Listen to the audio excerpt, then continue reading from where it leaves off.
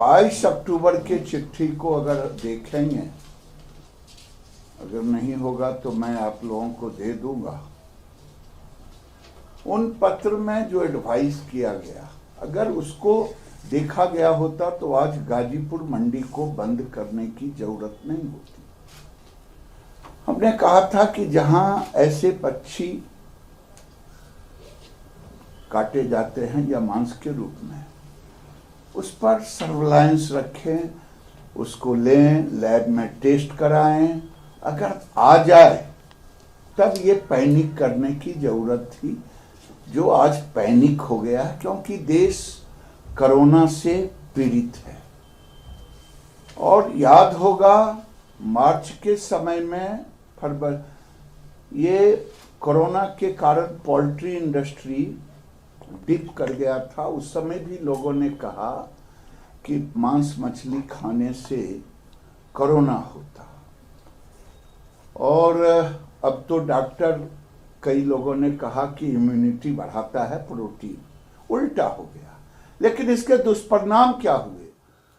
जो लोग आज चिल्ला रहे हैं, किसान बेहाल हो गया, छोटे किसान पोल्ट्री के। लेकिन किसान केवल पोल्ट्री के नहीं बेहाल हुए, लाखों किसान हैं जो 1000, 2000, 4000 कॉन्ट्रैक्ट फार्मिंग के तहत ये ज्यादातर पालते हैं या अपना पालते हैं। मक्के का किसान, आपको याद होगा कि मक्का का रेट कोरोना उस समय, उसके पहले बहुत हाई था, और जो ही पोल्ट्री में आया और मक्का डिप कर गया, क्योंकि पोल्ट्री और मक्का, सोयाबीन, एक सबका रिलेशन है, फीड से जुड़ा हुआ। तो मैं हाथ जोड़ के प्रार्थना करता हूं, आज मैं दिल्ली सरकार के मुख्यमंत्री को भी पत्र लिखा हूं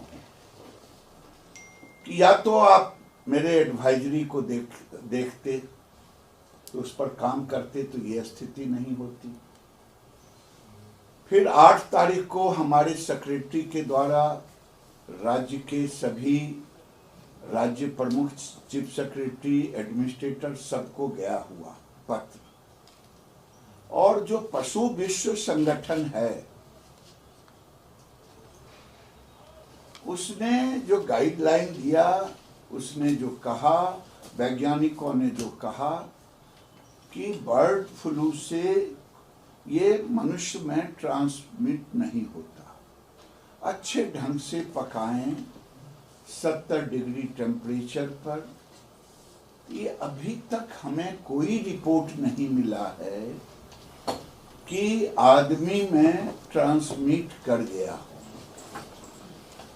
इसलिए मैंने आज आग्रह किया है कि केवल गाजीपुर मंडी के कारण 500 किलोमीटर में रह रहे किसानों ने, उपभोक्ता भी पैनिक है, डर गया, खाएं क्या, हमें कोरोना से पहले तबाह हैं, बर्ड फ्लू।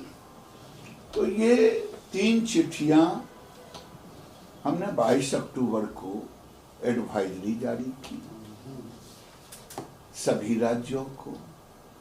दूसरी चिट्ठी अभी 8 तारीख को दी, और हमने हेल्थ सेक्रेटरी को भी हमारे विभाग से चिट्ठी गई कि OI के रिपोर्ट के अनुसार। तो इन तीनों चारों को अगर हम मिला लेते हैं तो भारत के छोटे किसानों के लिए, जो पोल्ट्री फार्मर हैं, जो मक्का के फार्मर हैं, 3 दिन के अंदर, 4 दिन के, 5 दिन में मक्के का प्राइस एकदम नीचे आ गया, जो फिर से 17 रुपये पर चला गया था, वो गिर करके निचले पायदान पे आ गया। तो तहकीकात को कर लें, इसकी गंभीरता की जांच कर लें। विभाग उतना ही अलर्ट है जितना कि कोई और अलर्ट होगा। 10 राज्यों में रिपोर्ट हुआ है जिसमें 2 राज्य, एक सबसे पहले केरल में 25,000 बत्तख के मारे जाने का आया, और कल आया है नंबर ऑफ बर्ड तो नहीं आया है पोल्ट्री का महाराष्ट्र, और जितने राज्यों में है कौवा है, अन्य पक्षियां हैं। और ये अगर फॉरेस्ट डिपार्टमेंट के साथ मिलकर के राज्य की सरकारें उस एडवाइजरी को अमल में किए होते, चाहे दिल्ली की सरकार जो कह रहा है बत्तख मिला फलाने झील में, उन पर एहतियात किया होता तो शायद उनको समझ में आता।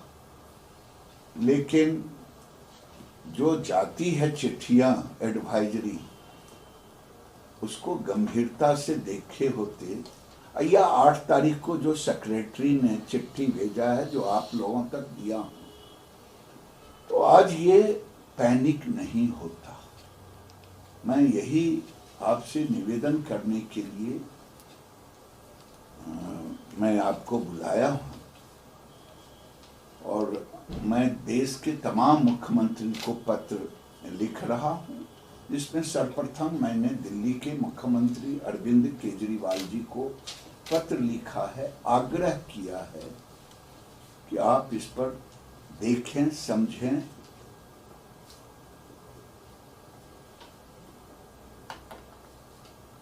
मेरे तरफ से जितनी बातें थी, क्योंकि ये बात छोटी है लेकिन देश के लिए बहुत जरूरी है, इसीलिए आपको दिल्ली से पहले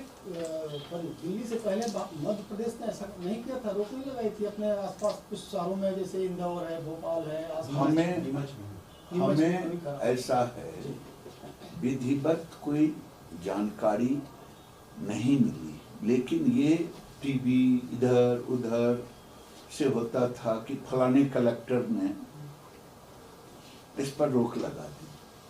कई राज्यों के अधिकारी अपने अपने ढंग से काम करने लगे। ये तब